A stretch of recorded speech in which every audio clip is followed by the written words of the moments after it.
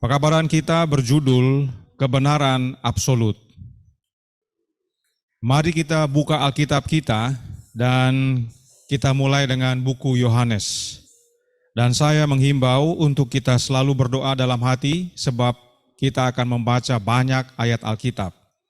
Karena banyak mungkin nanti tidak perhatikan. Kita perlu perhatikan dan ikuti baik-baik sehingga kebenaran ini memang absolut.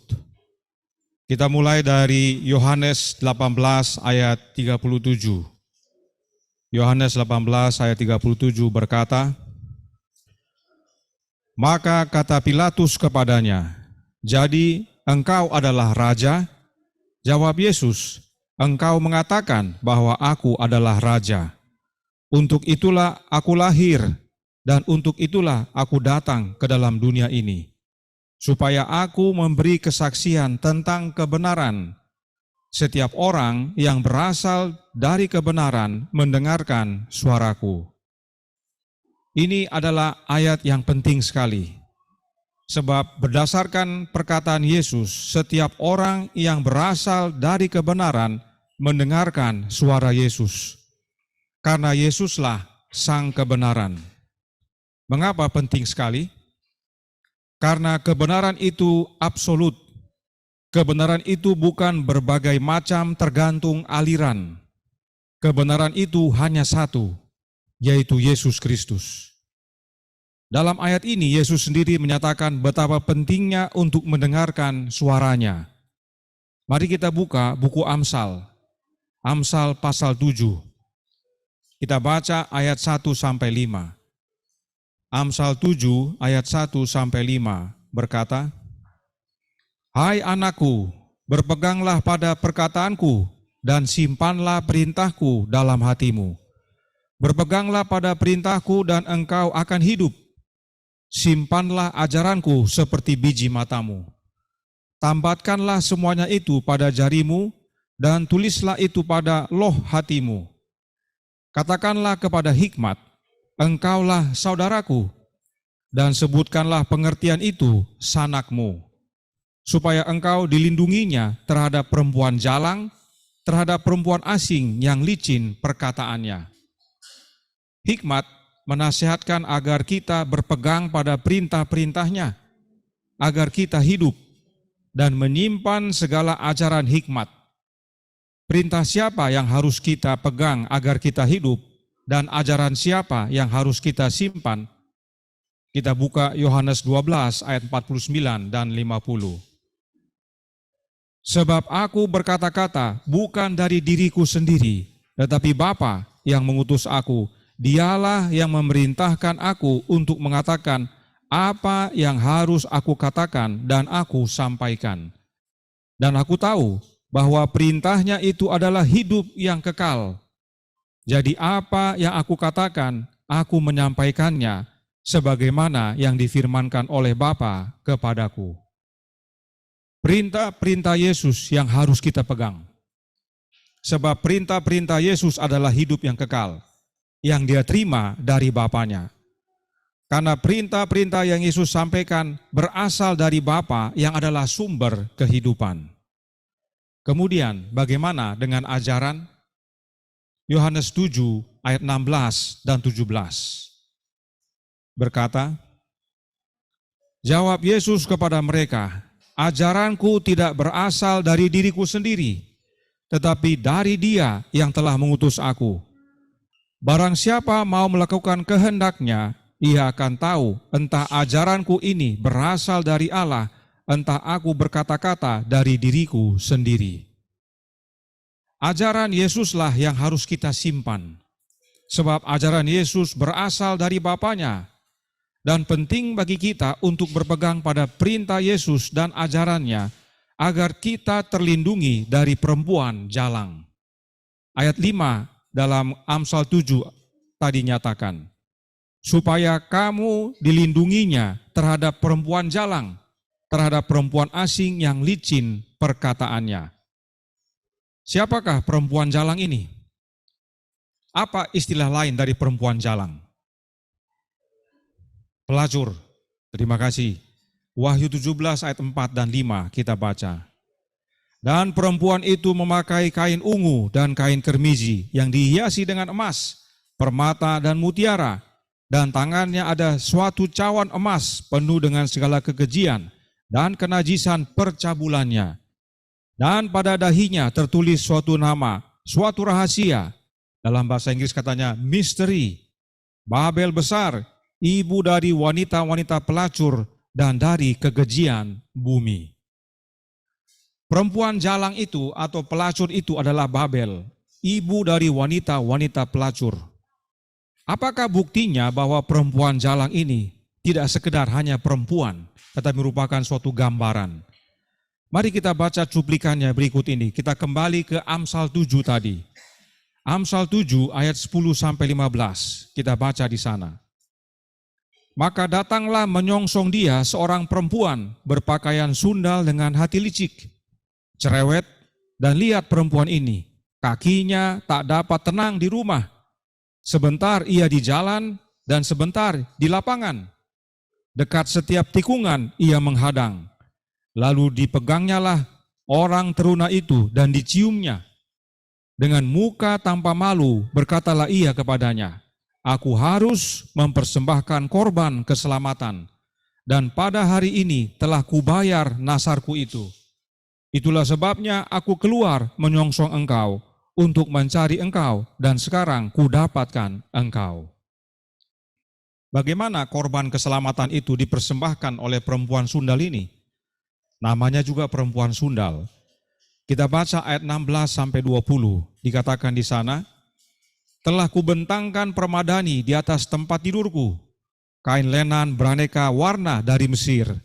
Pembaringanku telah kutaburi dengan mur, gaharu dan kayu manis. Marilah kita memuaskan berahi hingga pagi hari dan bersama-sama menikmati asmara. Karena suamiku tidak di rumah, ia sedang dalam perjalanan jauh. Sekantong uang dibawanya, ia baru pulang menjelang bulan purnama. Perempuan jalang ini rupanya bersuami, maka dengan demikian dia telah berzinah. Perempuan yang berzinah. Si perempuan jalang ini membuat suasana daripada rumahnya, suasana yang memakbukkan, agar orang mau melampiaskan berahi dan nafsunya bersama dia. Dan kalau kita kembali ke buku Wahyu, dikatakan di sana, dalam Wahyu 17 ayat 2. Dengan dia, yaitu perempuan jalang tadi atau pelacur, raja-raja di bumi telah berbuat cabul, dan penghuni-penghuni bumi telah mabuk oleh anggur percabulannya. Amsal 7 adalah gambaran rinci akan perempuan jalang tersebut. Dan Wahyu 17 ini adalah gambaran ringkas tentang perempuan sundal. Kita harus berpegang pada perintah Yesus dan menyimpan ajaran Yesus agar terlindung dari perempuan jalang ini. Apa akibat mengikuti perempuan jalang ini? Kebinasaan. Dan itu sebabnya ini bukan sekedar perempuan. Kita baca ayat 21-27. Amsal 7 kita buka. Di sana dikatakan, ia merayu orang muda itu dengan berbagai-bagai bujukan, dengan kelicinan bibir ia menggodanya. Maka tiba-tiba orang muda itu mengikuti dia, seperti lembu yang dibawa ke pejagalan, dan seperti orang bodoh yang terbelenggu untuk dihukum. Sampai anak panah menembus hatinya, seperti burung dengan cepat menuju perangkap, dengan tidak sadar bahwa hidupnya terancam. Oleh sebab itu, hai anak-anak, dengarkanlah aku, perhatikanlah perkataan mulutku, janganlah hatimu membelok ke jalan-jalan perempuan itu, dan janganlah menyesatkan dirimu di jalan-jalannya. Karenanya, banyaklah orang yang gugur ditewaskannya, sangat besarlah jumlah orang yang dibunuhnya. Rumahnya adalah jalan ke dunia orang mati, yang menurun ke ruangan-ruangan maut. Ini bukan perempuan sembarangan. Karenanya, Sang Hikmat menasihatkan untuk berpegang pada perintahnya dan menyimpan ajarannya. Perempuan jalang ini pembunuh dan sangat besar jumlah orang yang dibunuhnya. Banyak yang ikut mabuk sama perempuan ini. Rumahnya saja menuju dunia orang mati. Yohanes menuliskan dalam Wahyu 17 ayat 6.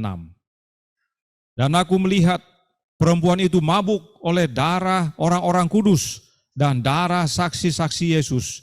Dan ketika aku melihatnya, aku sangat heran.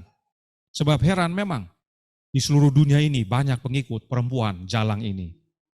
Karenanya penting sekali untuk kita berpegang pada perintah-perintah Yesus dan menyimpan ajarannya. Nah, apakah perintah dan ajaran itu? Kita buka Amsal 6 ayat 23 dan 24. Amsal 6 ayat 23 dan 24 berkata, karena perintah itu pelita dan ajaran itu cahaya, dan teguran yang mendidik itu jalan kehidupan, yang melindungi engkau terhadap perempuan jahat, terhadap kelicikan lidah perempuan asing. Perempuan jahat dan perempuan asing di sini sama dengan perempuan jalang. Kita penting sekali menerima perintah yang adalah pelita dan ajaran yang adalah cahaya. Apakah pelita itu? Firman Tuhan. Mazmur 119 ayat 105 berkata, firman-Mu itu pelita bagi kakiku dan terang bagi jalanku. Nah, kata cahaya dalam Amsal 6 ayat 23 dengan kata terang dalam Mazmur 119 ayat 105 adalah sama. Diterjemahkan dari kata Ibrani yang sama, yaitu ore.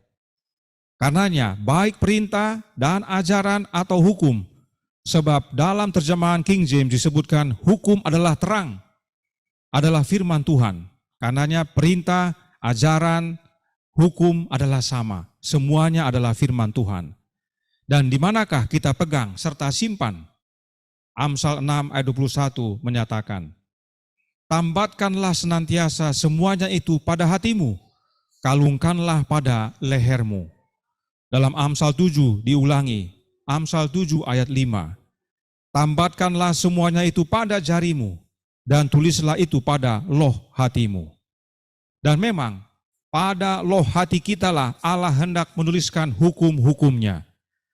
2 Korintus 3 ayat 3 berkata, karena telah ternyata bahwa kamu adalah surat Kristus yang ditulis oleh pelayanan kami, ditulis bukan dengan tinta, tetapi dengan roh dari Allah yang hidup, bukan pada loh-loh batu, melainkan pada loh-loh daging, yaitu dalam hati manusia.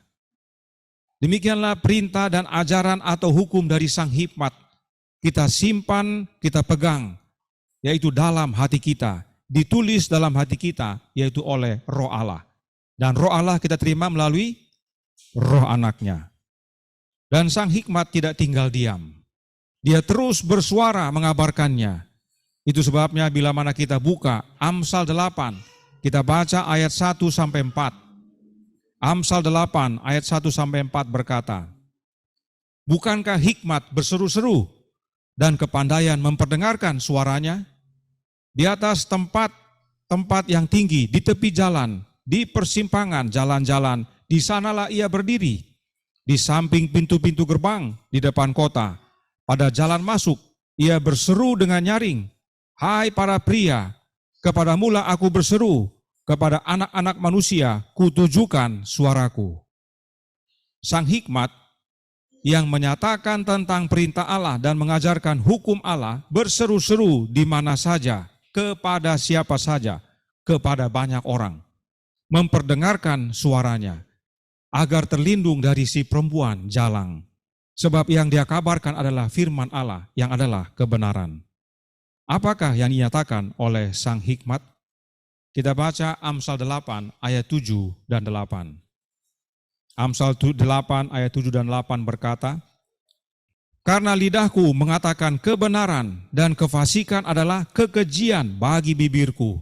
Segala perkataan mulutku adalah adil, tidak ada yang belat-belit atau serong. Artinya, Sang Hikmat hanya menyatakan kebenaran dalam hidupnya. Itu sebabnya Yohanes menuliskan perkataan Yesus berikut ini dalam Yohanes 8 ayat 45 dan 46. Tetapi karena aku mengatakan kebenaran kepadamu, kamu tidak percaya kepadaku. Siapakah di antaramu yang membuktikan bahwa aku berbuat dosa? Apabila aku mengatakan kebenaran, mengapakah kamu tidak percaya kepadaku? Sang Hikmat yang berkata kebenaran ini adalah Yesus Kristus. Kemudian dalam ayat 8 tadi dikatakan, segala perkataan mulutku adalah adil, tidak ada yang belat-belit atau serong. Artinya, sang hikmat ini tidak ada tipu atau dusta dalam mulutnya. Tentang hal ini Yesaya telah menubuatkan. Yesaya 53 ayat 9 yang berbicara tentang anak Allah. Orang menempatkan kuburnya di antara orang-orang fasik, dan dalam matinya ia ada di antara penjahat-penjahat. Sekalipun ia tidak berbuat kekerasan, dan tipu tidak ada dalam mulutnya. Inilah nubuatan tentang Yesus Kristus, anak Allah. Dan dialah sang hikmat yang segala perkataannya adil dan tidak ada berbelat-belit atau serong. Lidahnya mengucapkan kebenaran. Mulut sang hikmat hanya menyatakan kebenaran, dan itulah sebabnya dia berseru-seru memperdengarkan suaranya, agar banyak orang yang menerima kebenarannya dan hidup. Agar banyak orang yang terlindung dari perempuan jalang yang membinasakan. Perhatikan ciri-ciri dari umat yang selamat. Wahyu 14 ayat 4 dan 5. Mereka adalah orang-orang yang tidak mencemarkan dirinya dengan perempuan-perempuan, karena mereka murni sama seperti perawan. Mereka adalah orang-orang yang mengikuti anak domba itu kemana saja ia pergi. Mereka ditebus dari antara manusia sebagai korban-korban sulung bagi Allah dan bagi anak domba itu. Dan di dalam mulut mereka tidak terdapat dusta, mereka tidak bercela. Umat yang selamat tidak tergoda dengan rayuan perempuan jalang yang mematikan. Mereka menurut dan mengikuti sang hikmat, dan teladan sang hikmat menjadi bagian hidup mereka. Mereka berkata-kata adil, tidak berbelit atau serong, tidak ada dusta dalam mulut mereka. Karenanya sang hikmat menasihatkan. Amsal 8 ayat 10 dan 11 yang berkata, terimalah didikanku lebih daripada perak dan pengetahuan lebih daripada emas pilihan. Karena hikmat lebih berharga daripada permata, apapun yang diinginkan orang tidak dapat menyamainya. Hikmat itu lebih berharga dari apapun. Sebab barang siapa menerima hikmat, dia menerima hidup. Salomo yang sama menuliskan dalam Pengkhotbah 2 ayat 13. Pengkhotbah 2 ayat 13 berkata, dan aku melihat bahwa hikmat melebihi kebodohan, seperti terang melebihi kegelapan. Apakah terang itu? Terang itu adalah firman Allah. Dan firman atau perkataan yang dari Bapa adalah hidup yang kekal sebagaimana Kristus nyatakan. Itu sebabnya Yohanes menuliskan dalam Yohanes 1 ayat 4 dan 5. Dalam dia ada hidup, dan hidup itu adalah terang manusia. Terang itu bercahaya di dalam kegelapan, dan kegelapan itu tidak menguasainya. Terang itu adalah hidup. Karenanya kegelapan adalah maut. Tidak heran Salomo berkata, hikmat melebihi kebodohan, sama seperti terang melebihi kegelapan.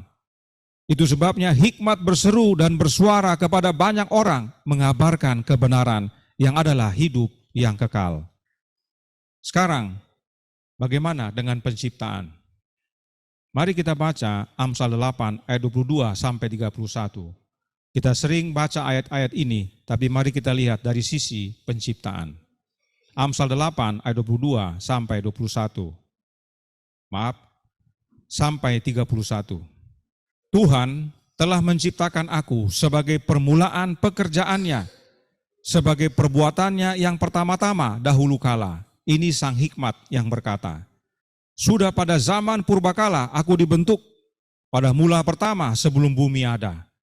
Sebelum air samudra raya ada, aku telah lahir. Sebelum ada sumber-sumber yang syarat dengan air. Sebelum gunung-gunung tertanam dan lebih dahulu daripada bukit-bukit, aku telah lahir. Sebelum ia membuat bumi dengan padang-padangnya, atau debu dataran yang pertama. Ketika ia mempersiapkan langit, aku di sana. Ketika ia menggariskan kaki langit pada permukaan air samudra raya. Ketika ia menetapkan awan-awan di atas, dan mata air samudra raya meluap dengan deras. Ketika ia menentukan batas kepada laut, supaya air jangan melanggar titah-titahnya. Dan ketika ia menetapkan dasar-dasar bumi, aku ada sertanya sebagai anak kesayangan. Setiap hari aku menjadi kesenangannya dan senantiasa bermain-main di hadapannya. Aku bermain-main di atas muka buminya dan anak-anak manusia menjadi kesenanganku. Saudaraku dalam Tuhan, ayat-ayat ini sering menjadi pergumulan. Bahkan sampai saat ini merupakan suatu perdebatan. Oleh karena itu kita harus tahu kebenaran yang absolut. Kata menciptakan dalam ayat 22 diterjemahkan dari kata Ibrani kana, yang artinya mendapatkan. Contohnya kita baca dalam Kejadian 4 ayat 1. Kita baca, kemudian manusia itu bersetubuh. Siapa manusia ini? Adam. Bersetubuh dengan Hawa, istrinya. Dan mengandunglah perempuan itu, lalu melahirkan Kain. Maka kata perempuan itu, aku telah mendapat, aku telah kana seorang anak laki-laki dengan pertolongan Tuhan. Hawa bukan menciptakan Kain, tapi Hawa mendapat Kain, yaitu melalui kelahiran. Itu sebabnya kata kana ini mempunyai makna memperanakkan, begotten. Itulah sebabnya dikatakan mengandunglah perempuan itu lalu melahirkan. Hawa bukan menciptakan, tapi memperanakkan. Memperanakkan dan menciptakan berbeda. Itu sebabnya bila mana kita kembali ke Amsal 8 ayat 22, Sang Hikmat berkata bahwa Tuhan dalam huruf besar yaitu Yehova mendapat aku atau memperanakkan aku sebagai permulaan pekerjaannya, sebagai perbuatannya yang pertama-tama dahulu kala. Itulah yang ayat 22 nyatakan sebenarnya. Kemudian dalam ayat 23 ada kata aku dibentuk. Kata dibentuk diterjemahkan dari kata nasak, yang berarti poured out atau dicurahkan. Artinya dikeluarkan, sebab memang Sang Hikmat itu diperanakkan Yehova, yaitu Bapa, dan Sang Hikmat keluar dari Bapa. Dan itu terjadi pada zaman purbakala atau istilah lainnya zaman kekekalan. Kita tidak tahu kapan, tapi yang pasti hal itu terjadi dan terjadi sebelum bumi ada.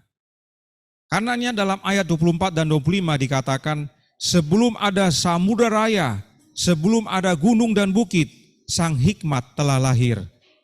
Sebelum Yehova membuat bumi dan segala isinya, Sang Hikmat lahir. Itulah sebabnya Paulus berkata dalam Kolose 1 ayat 15. Ia adalah gambar Allah yang tidak kelihatan, yang sulung, lebih utama dari segala yang diciptakan. Paulus sedang mengabarkan tentang Yesus, dan Yesus disebut gambar Allah, sebab Yesus adalah anak yang Bapa peranakkan. Dan Yesus lahir sebelum semuanya diciptakan. Itu sebabnya disebut yang sulung. Karena nanti dialah yang menjadikan segalanya. Kita kembali ke Amsal 8. Ayat 27 sampai 29 berkata bahwa Sang Hikmat ada bersama Yehova. Dikatakan ketika ia mempersiapkan langit, aku di sana. Sang Hikmat bersama dengan Sang Yehova. Dikatakan bahwa saat Bapa mempersiapkan langit, saat Bapa menggaris kaki langit, saat Bapa menetapkan awan-awan di atas dan samudra raya meluap dengan deras, Sang Hikmat ada bersama dengan Bapanya. Saat Bapa menentukan batas kepada laut, saat Bapa menetapkan dasar-dasar bumi, Sang Hikmat bersama dengan Bapanya. Sebab memang hikmatlah yang menciptakan segalanya.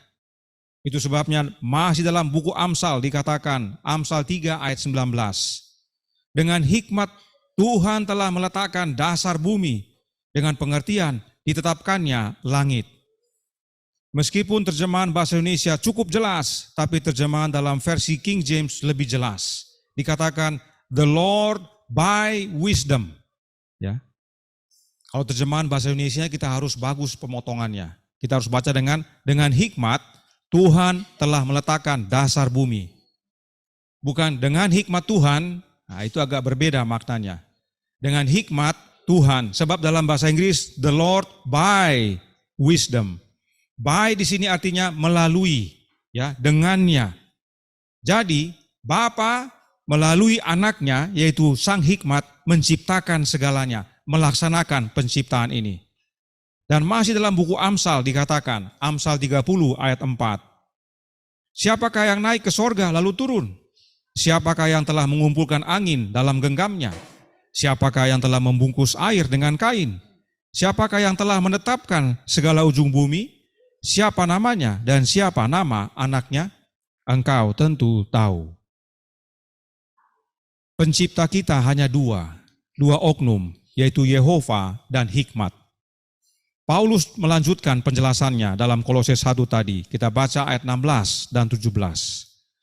Karena di dalam Dialah telah diciptakan segala sesuatu yang ada di sorga dan yang ada di bumi, yang kelihatan dan yang tidak kelihatan, baik singgasana maupun kerajaan, baik pemerintah maupun penguasa.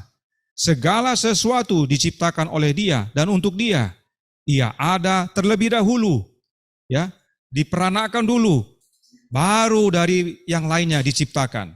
Ia ada terlebih dahulu dari segala sesuatu dan segala sesuatu ada di dalam Dia. Paulus tekankan bahwa Yesus ada sebelum semuanya ada. Sebab segala sesuatu diciptakan oleh Yesus dan untuk Yesus dan di dalam Yesus.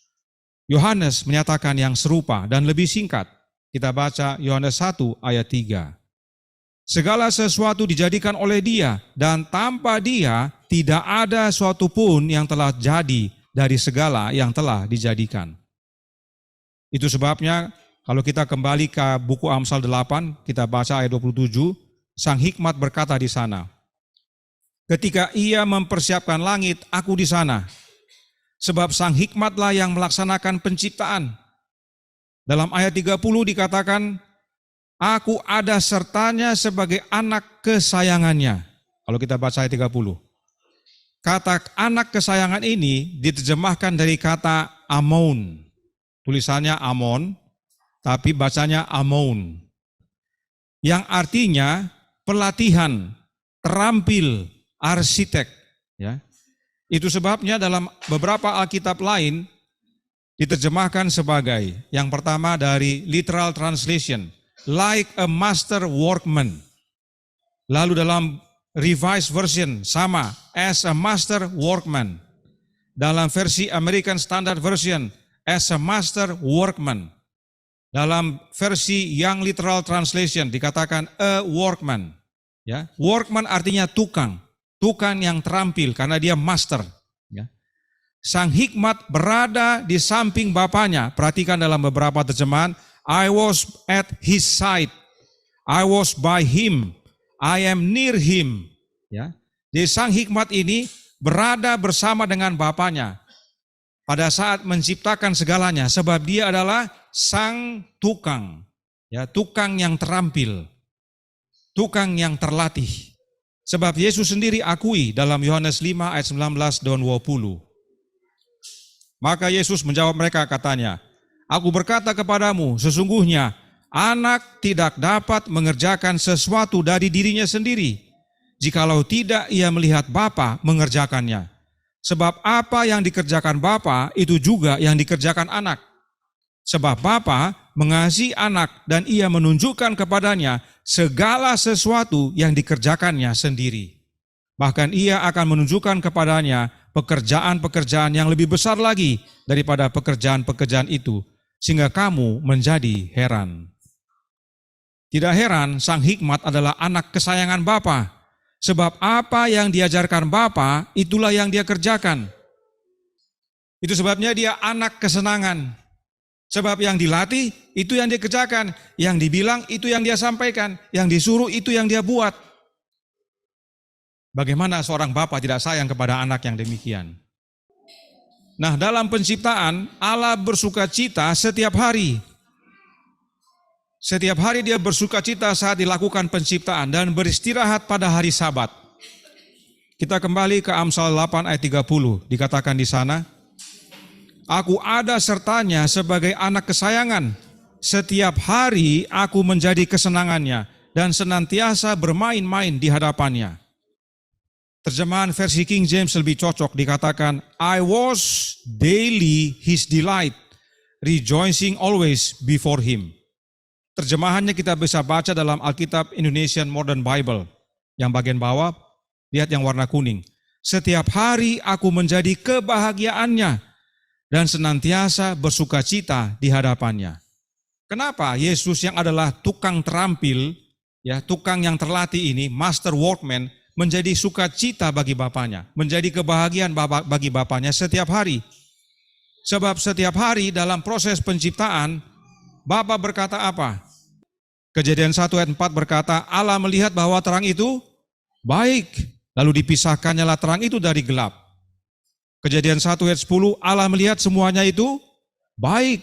Ayat 12 demikian, ayat 18 demikian, ayat 21 demikian, ayat 25 demikian. Setiap hari Allah lihat apa?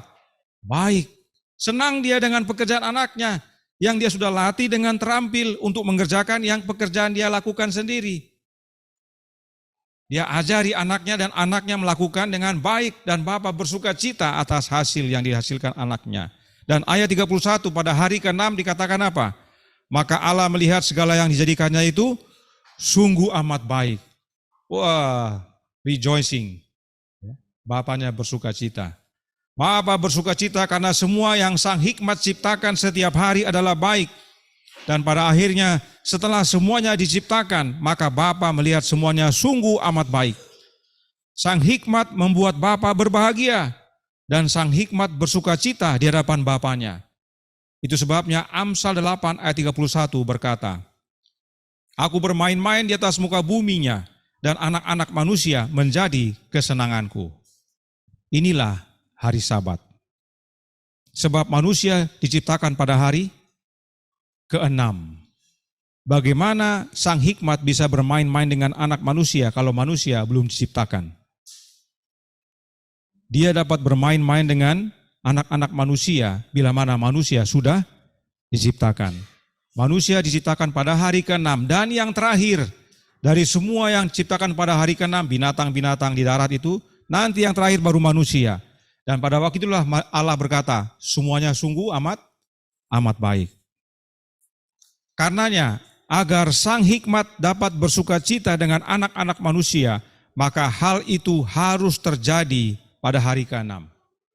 Sang Hikmat dan Bapaknya beristirahat pada hari ke-7 dan bersuka cita bersama semua ciptaannya, terlebih bersama anak-anak manusia yang diciptakan menurut gambar dan rupa Bapa dan rupa Sang Hikmat.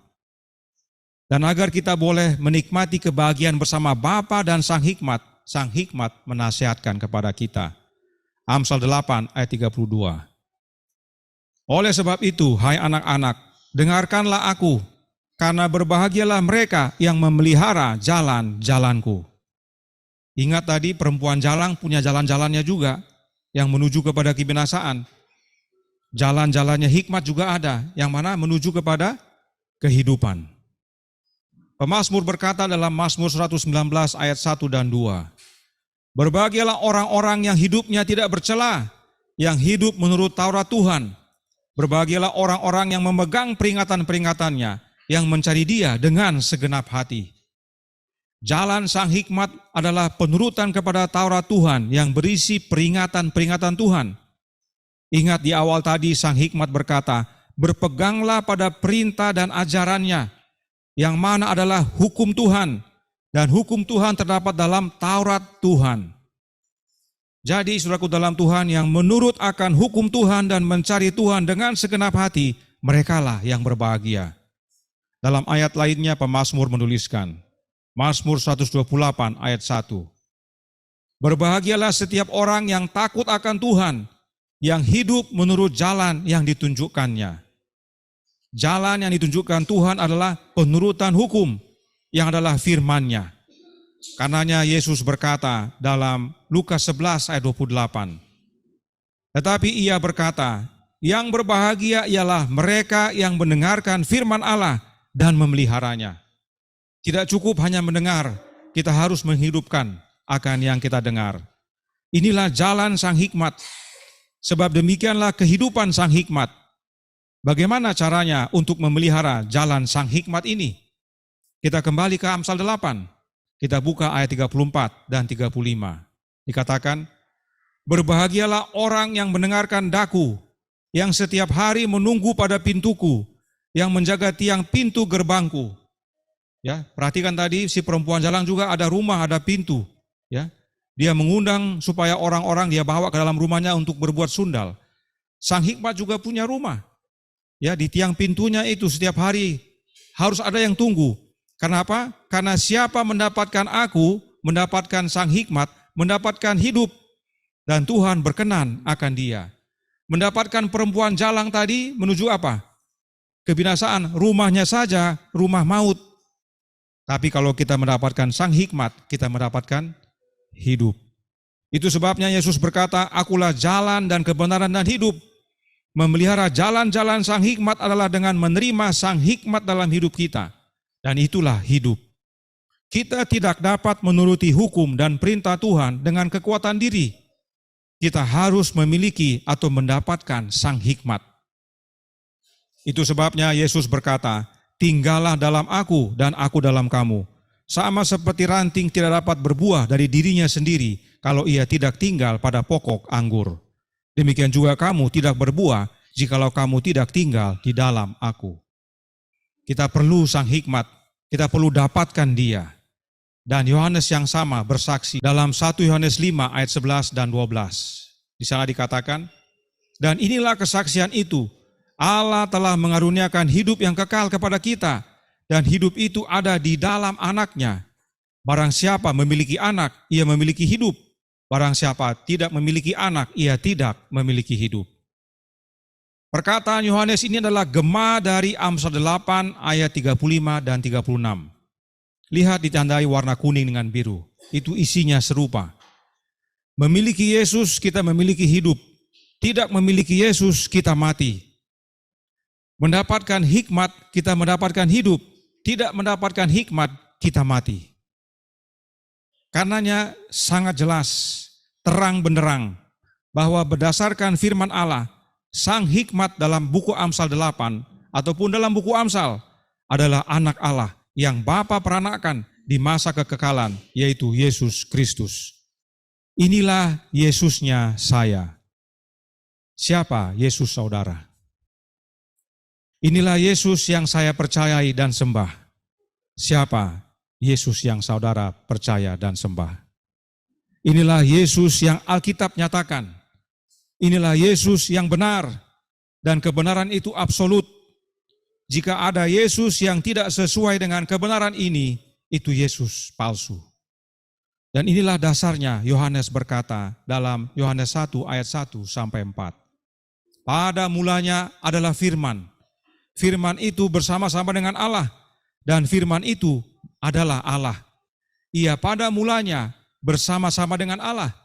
Segala sesuatu dijadikan oleh Dia, dan tanpa Dia tidak ada satupun yang telah jadi dari segala yang telah dijadikan. Dalam Dia ada hidup, dan hidup itu adalah terang manusia. Bagi yang mengikuti penjelasan firman Tuhan tadi, memperhatikan kalimat demi kalimat, akan mudah mengerti apa yang Yohanes sampaikan. Bahwa firman tersebut adalah sang hikmat. Dalam buku Amsal, anak Allah disebut sang hikmat, dan dalam ayat ini Yohanes sebut sebagai firman.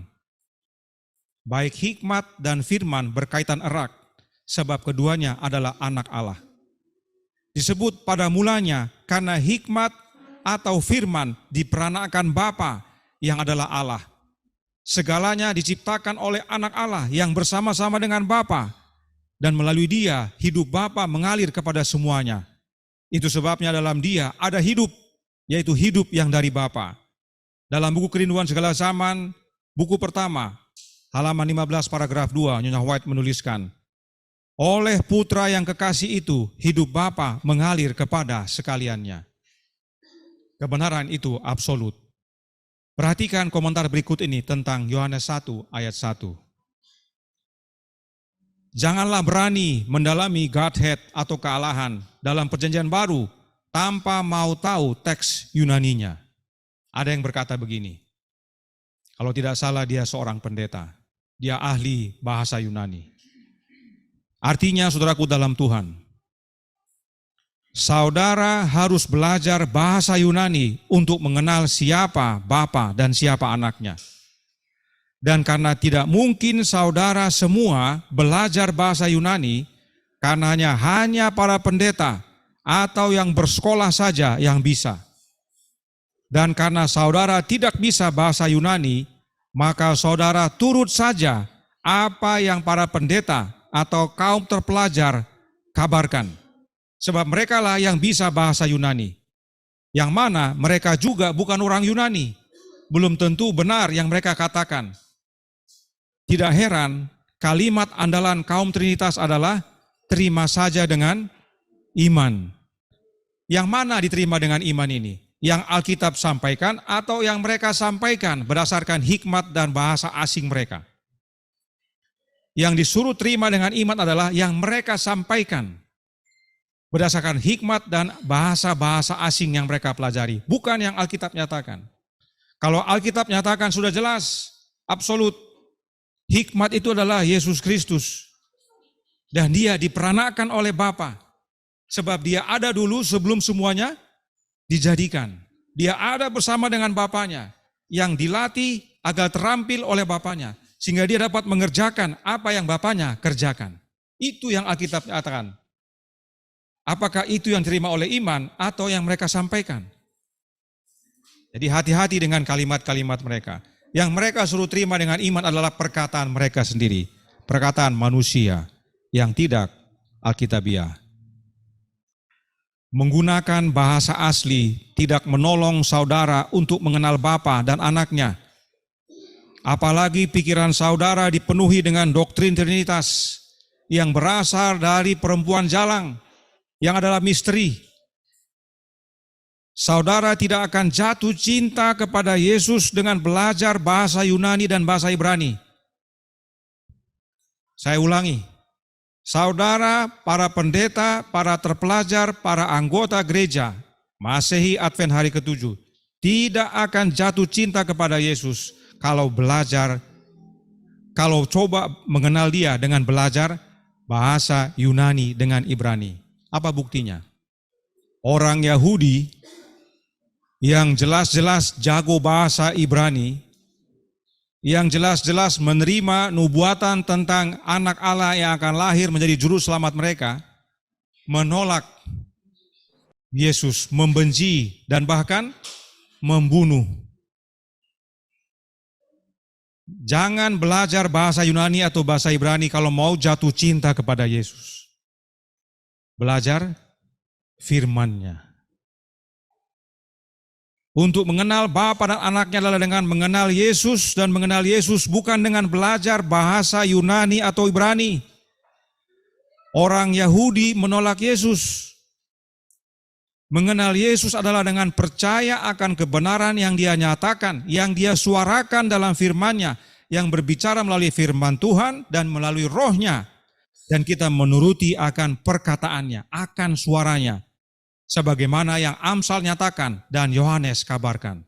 Inilah cara untuk jatuh cinta kepada Yesus. Kembali ke Yohanes 1. Dikatakan firman itu bersama-sama dengan Allah. Siapakah Allah yang dimaksudkan? Siapa yang dimaksudkan? Bapa ya? Di mana buktinya? Bahasa Yunani, bahasa Ibrani?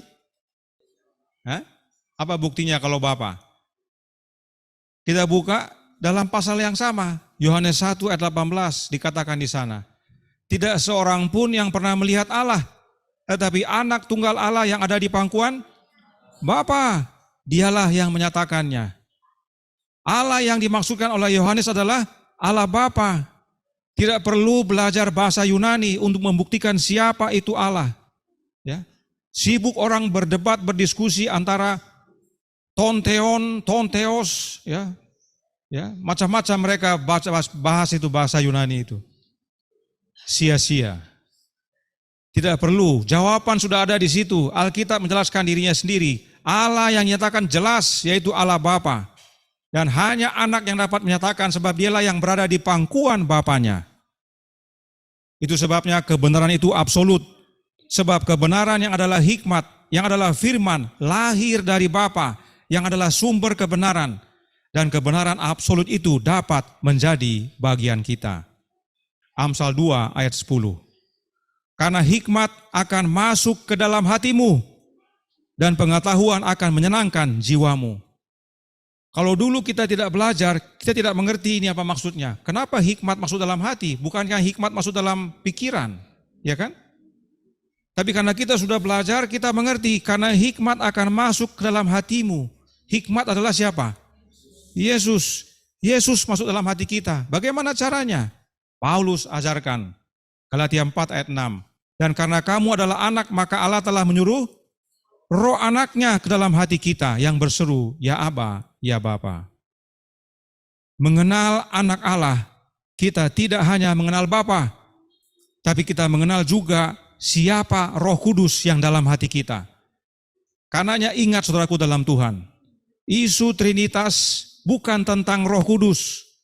Kalau ada orang bilang isu Trinitas tentang Roh Kudus, orang itu tidak belajar atau belum belajar atau tidak mau tahu. Atau dengar-dengaran sama orang lain. Isu Trinitas bukan tentang Roh Kudus. Isu Trinitas tentang siapa? Tentang Yesus. Kalau kita mengenal Yesus yang benar, kita mengenal Bapa yang benar, kita mengenal Roh yang benar. Sebab Bapa menyuruh Roh anaknya ke dalam hati kita, bukan oknum yang lain. Inilah Yesus yang saya kenal. Inilah Yesus yang saya tahu dan percaya. Inilah Yesus yang saya sembah. Inilah kebenaran absolut itu. Yang mana saudara punya. Tuhan memberkati. Saya bawa dalam nama Yesus. Amin. Mari kita bertelut, kita berdoa. Bapa kami yang di sorga, Allah pencipta langit dan bumi, laut dan segala isinya, Allah yang telah menjadikan alam semesta melalui anakmu yang tunggal, Yesus Kristus. Kami bersyukur pada Sabat yang indah ini boleh berkumpul berbakti bersama dan mendengarkan penjelasan firman-Mu yang adalah kebenaran, kebenaran absolut. Sebagaimana telah dinyatakan kepada kami bahwa Sang Hikmat adalah anak-Mu sendiri yang nanti lahir di dunia ini disebut firman dan disebut Yesus Kristus. Melalui Dia kami mengenal Engkau ya Bapa dan mengenal Roh yang Engkau utus, yaitu Roh anak-Mu dalam hati kami.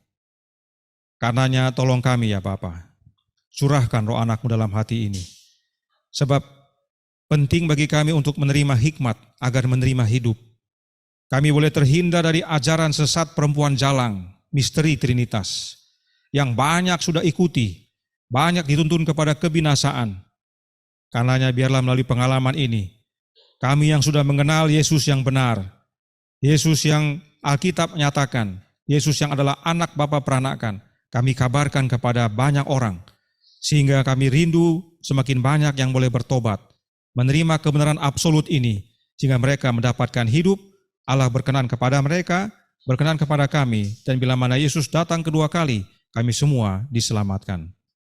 Beserta kami ya Bapa sepanjang hari Sabat ini, hadirlah bersama kami Yesus oleh kehadiran Roh-Mu, persatukan kami dalam Roh-Mu agar kami boleh menikmati persekutuan yang indah, menyembah Bapa dalam roh dan kebenaran.